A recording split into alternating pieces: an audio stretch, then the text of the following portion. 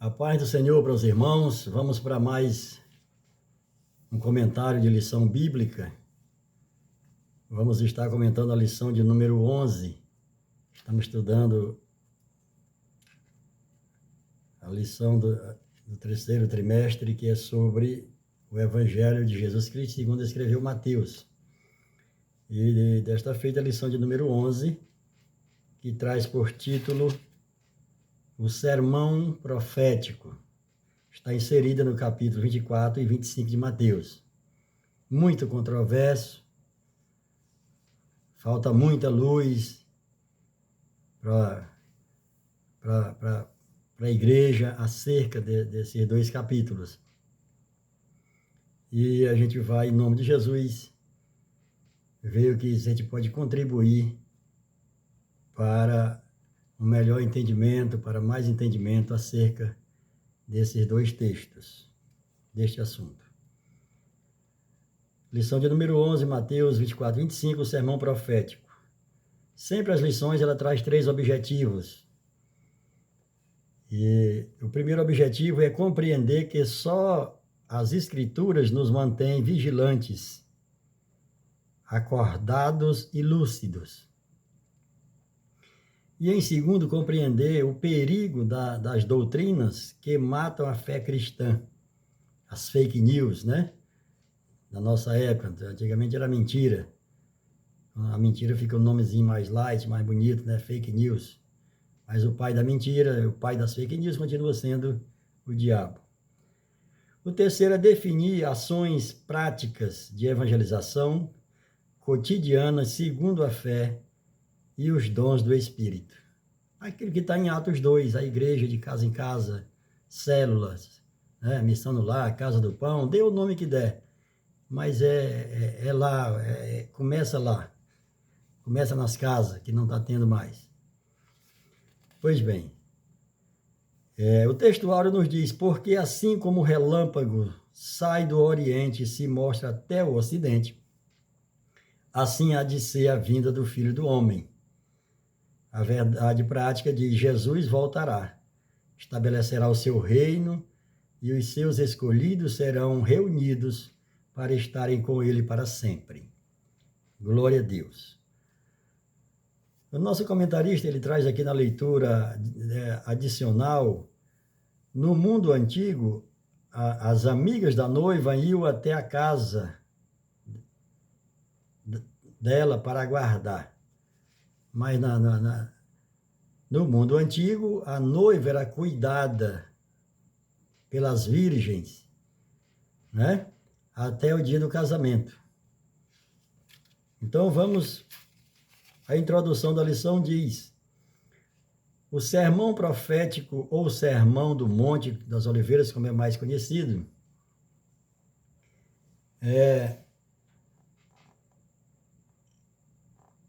é o quinto e último grande discurso de Jesus, proferido para o seu círculo de discípulos, em resposta a três perguntas feitas pelos apóstolos no Monte das Oliveiras. E as três perguntas são essas. Achava-se Jesus assentado quando se aproximou dele os discípulos. Em particular, eles pediram, diz-nos quando sucederão estas coisas, que sinal haverá da tua vinda e da consumação do século.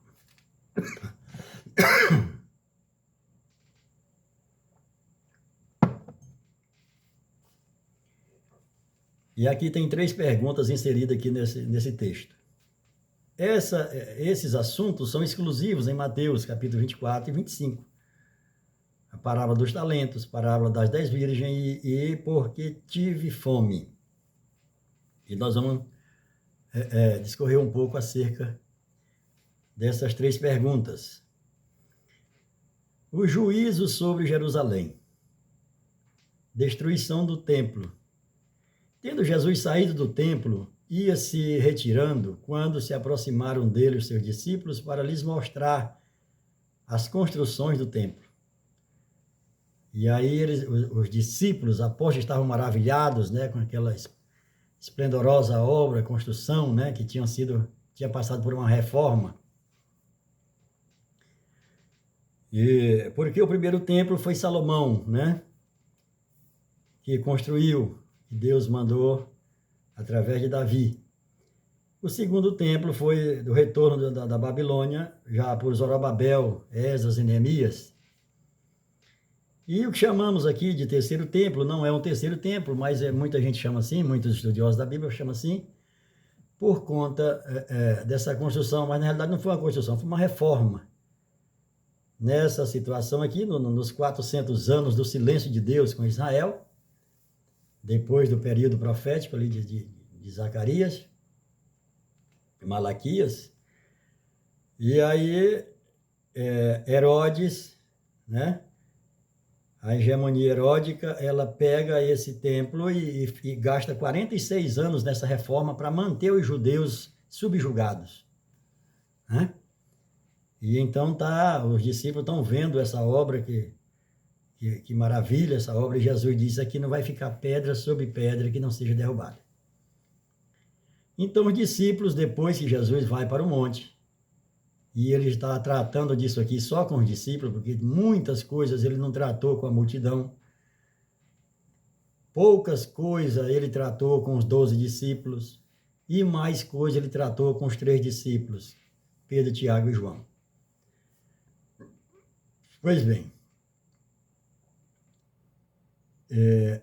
o segundo subtítulo, subtópico aqui do primeiro ponto, diz princípios das dores.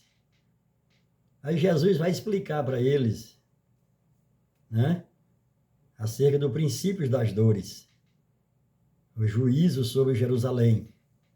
O princípio das dores começa quando Jesus deixa a terra, quando Jesus é assunto aos céus. Começa o princípio das dores. O que Jesus fala aqui, que os discípulos foram perseguidos. O templo foi derrubado no ano 70, se cumprindo, né? O que Jesus tinha falado, que não ia ficar pedra sobre pedra, os romanos derrubam o templo e tira todo o ouro, tira a prata e carrega tudo. E aqui já se cumpriu no ano 70, né? O templo foi derrubado.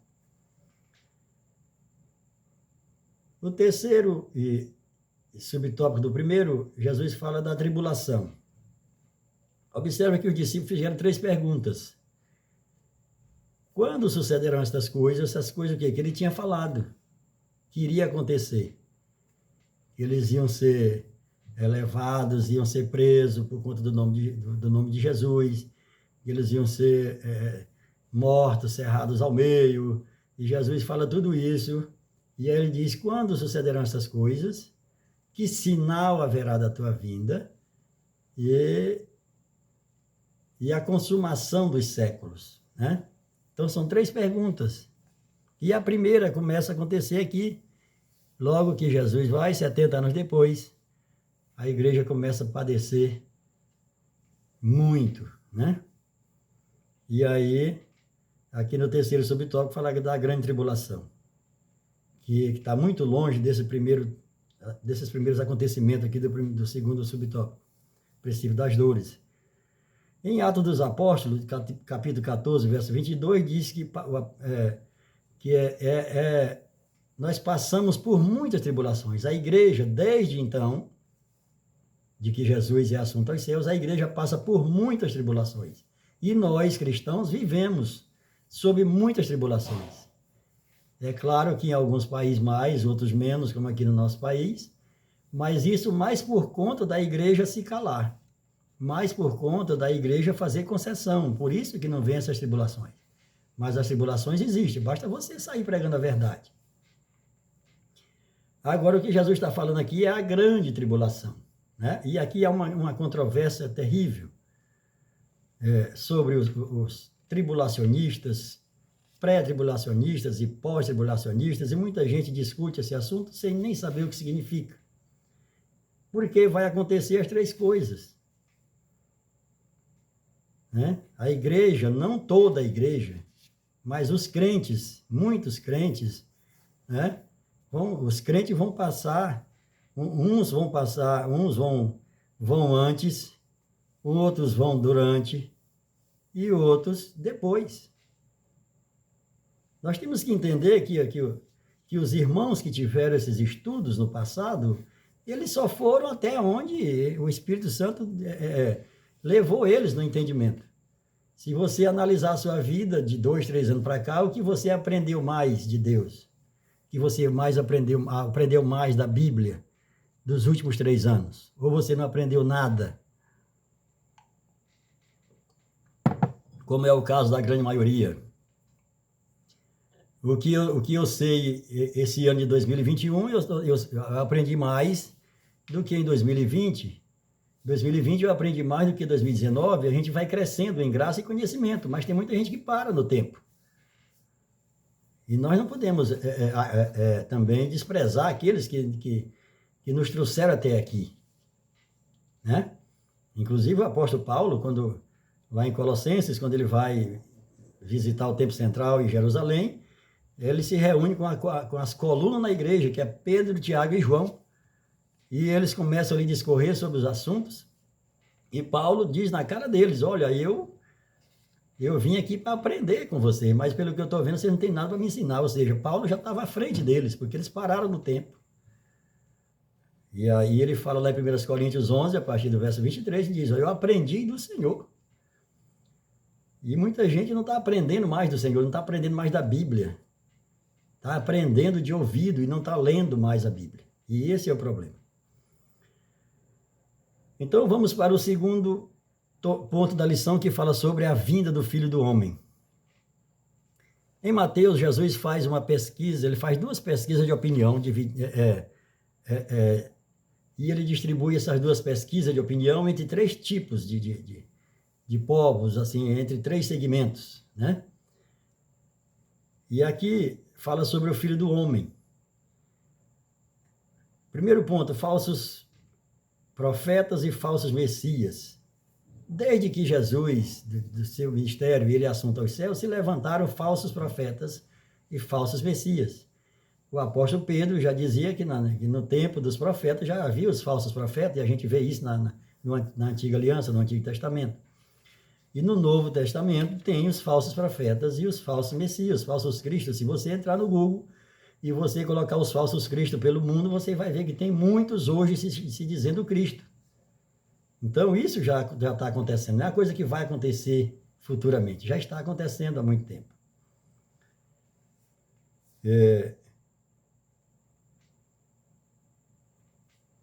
No segundo, fala sobre sinais nos céus. E aí os discípulos dizem, quais são os sinais? Né?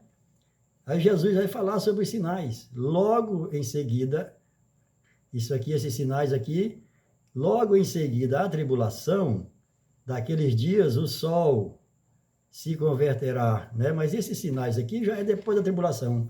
Os sinais da vinda de Jesus, a gente está vivendo desde que ele foi assunto aos céus. Fome, pestes, guerras, nações contra nações, reis contra reis, pai contra filho, filho contra pai. Isso só tem se agravado. Terremotos. Se você entrar no Google e ver os terremotos dessa última década, de cada ano, vem crescendo assustadoramente. Então, isso já vem acontecendo. Esses sinais que ele está falando aqui, no capítulo 24, 29, esses sinais aqui já é depois da grande tribulação. E nós temos sinais, já vivendo esses sinais que Cristo nos advertiu já hoje, né? Já desde que ele foi assunto aos céus. E aqui, vigiai, pois, né? Terceiro ponto aqui, terceiro subtópico do segundo ponto, fala sobre vigiai. Portanto, vigiai, porquanto não sabeis a que dia vem o vosso Senhor. E aqui muita gente também tem uma grande situação acerca aqui ele vai falar sobre a parábola nós vamos já entrar no terceiro ponto que vai falar sobre esse assunto. Mas o que traz aqui nessa vigiai é que ele vai vir como ladrão, lá em Apocalipse 16, 15. E aí ele conta uma parábola e diz, olha, se o pai de família soubesse a hora que o ladrão viesse roubar a casa dele, ele se preparava. Mesmo que deixasse as lâmpadas apagadas, mas estava acordado. E não é o caso. Então ele diz, mas no dia que Jesus vier, e não é essa vinda que não é a vinda que ele vem para levar toda a igreja. Ele vem como um ladrão, e o ladrão ele vem buscar coisas preciosas. Um ladrão que entra na tua casa de madrugada contigo dormindo, tu vai sentir falta de algumas coisas, talvez depois de 2, 3 dias. Porque ele veio pegar coisas que estavam escondidas, eram joias, ele não vai levar bujão, fogão, geladeira, não. Ele veio buscar coisa preciosa, até porque ele veio contigo dentro da casa. Então é diferente da vinda dele quando Paulo fala em 1 Tessalonicenses capítulo 5, que ele vem nas nuvens, ali é diferente, ali vai uma multidão, né, de vivos e mortos que serão ressuscitados, é diferente. Mas ali já é uma segunda parte da sua vinda, né? Até porque quando você vê lá em Atos, quando Jesus é assunto aos céus, os discípulos estão olhando, quando ele se esconde das nuvens, descem 2 anjos, e se coloca lá do lado deles e diz: varões galileus, por que estão olhando para cima? Esse mesmo Jesus que vocês viram se esconder no céu, nas nuvens, da mesma forma que vocês viram ele subir, ele vai descer. Está falando de forma. Qual foi a forma? Ele subiu uma parte visível e 2 partes invisíveis, porque entrou nas nuvens, ficou invisível, mas as nuvens não é o 3º céu, ou o 5º céu, que ninguém se sabe quantos céus tem, mas a morada do Altíssimo. Se esconder nas nuvens não significa que é o céu dos céus, mas já está oculto aos nossos olhos. Então ele vem na vinda dele, na segunda vinda dele, ele vem de 2 formas ocultas, e na terceira forma ele vem visível, onde ele vai pisar, descer no Monte das Oliveiras com a igreja para reinar. Então aqui vamos para o terceiro e último ponto, fala sobre a parábola e o juízo final. Parábolas escatológicas. Quem é, pois, o servo, né, fiel e prudente, a quem o Senhor confiou os seus conservos para dar-lhes o sustento, né? E aí fala também das 10 virgens, capítulo 25, 1. O Senhor alerta a cada um para que cuide de si mesmo. Aqui o comentarista, eu discordo dele. O Senhor não deixou a igreja para cuidar de si mesmo. O Senhor deixou a igreja para cuidar um dos outros. Porque se eu cuidar só de mim mesmo, eu não estou fazendo nada, eu não sou servo. E eu discordo dele aqui nesse comentário dele, que ele faz aqui logo após o capítulo 25, de 1 a 13. Então ele fala da parábola das 10 virgens. A palavra das 10 virgens e essa parábola dos servos é a mesma. Ele entregou o seu povo, entregou os seus bens. Qual é os bens? Qual é o bem de Jesus? É a igreja. E ele entregou aos seus servos. Quem são os servos? Somos nós. Aqueles que cuidam de pessoas. Se você... mas eu não sou pastor. Se você cuida de uma pessoa, você já é pastor. Você cuida da sua casa, você tem uma família, você é pastor. Essas 5 virgens que ele fala que é prudente, são 5 ministérios. Os 5 ministérios da igreja. E como ele está sendo administrado por você, esses 5 ministérios? Qual ministério você está ocupando? Né? Se é o de profeta, se é o de pastor, se é o de evangelista, se é o de doutor, se é o de ensinar, né? Então, esses 5 virgens aqui, as 5 prudentes são os ministérios. E as 5 nessa não significa que vão para o inferno, até porque são virgens. E quando você vê a palavra virgem na Bíblia, imaculado, virgem, sem mancha, sem mácula, é salvo. Agora tem os salvos que trabalham e os salvos que não trabalham. Aquele que, como um comentarista colocou aqui, o Senhor alerta cada um para que cuide de si mesmo, de maneira nenhuma. Foi o que aquele servo que recebeu um talento, ele não cuidou de nada, eu vou cuidar da minha vida, enterrou, não vou arriscar nada. Então, o comentarista está se baseando nisso aqui. Não, o que recebeu 5, eu vou arriscar, sim. Se eu não ganhar nada, quando o meu patrão chegar, o meu senhor chegar, eu falo para ele que eu tentei, fui, pelejei, mas não ganhei. Já aquele que cuida de si mesmo, fica na dele, vai para o culto só domingo, né?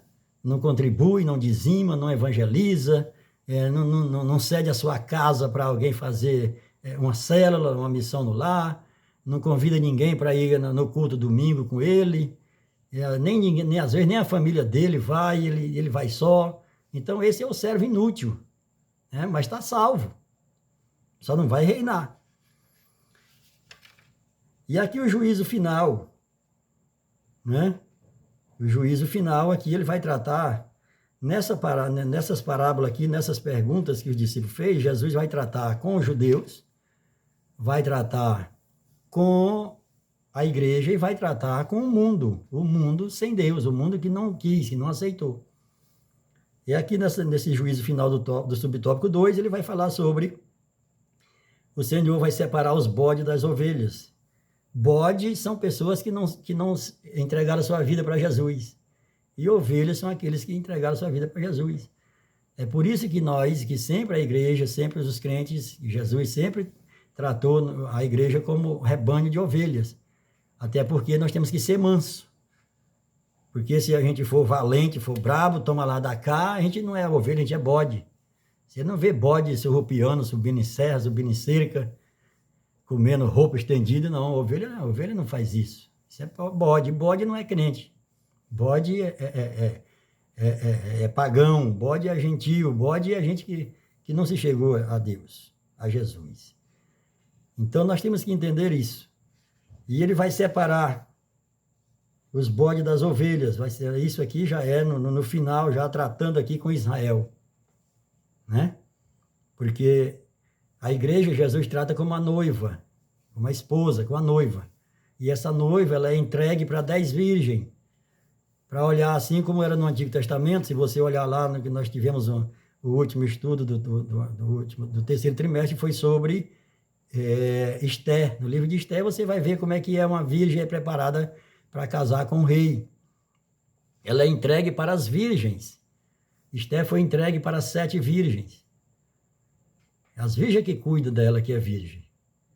Então as virgens ali significam os ministérios, não é a igreja, não é a noiva de Jesus, até porque Jesus, desde então, já pregava contra a poligamia. E os discípulos os fariseus até perguntam a ele acerca, porque Moisés dava carta de divórcio, ele diz, olha, em princípio não era assim, né? Então Jesus não vai casar com 5 noivas, Jesus só tem uma noiva, que é a igreja. Então ali está falando dos ministérios, que é as virgens que cuidam da noiva, que é a igreja. Eu como pastor congregacional, o senhor como pastor de campo, como pastor convencional, como pastor de um grande rebanho, você é essa virgem que está cuidando da noiva. É essa que o Senhor vai olhar quando você chegar, se você está preparado, se você preparou a noiva. E a noiva sendo bem preparada, ela vai entrar para a boda com o noivo e você é convidado para entrar junto, né? Para participar da festa. Você não vai ficar de fora. Aqueles que vão ficar de fora é porque não ajudaram, cuidaram só de si mesmo. Amém? Que Deus abençoe, tenha uma boa aula. Professores, alunos e pastores, continue lendo a Bíblia, continue mergulhando na Bíblia. Nós temos um problema muito sério que nós herdamos do grego e do latim, que a Bíblia foi sangrada, a Bíblia foi realmente tirada muito do original e a gente precisa voltar, porque isso mantém a nossa fé viva, quando você está embasado na verdade. A palavra de Deus diz que não é a oração que liberta, não é as vigílias que liberta, não é as campanhas que liberta. O que liberta é a verdade. Você conhecendo a verdade, você vai ser livre, você vai ser liberto. Que Deus abençoe a todos, em nome de Jesus.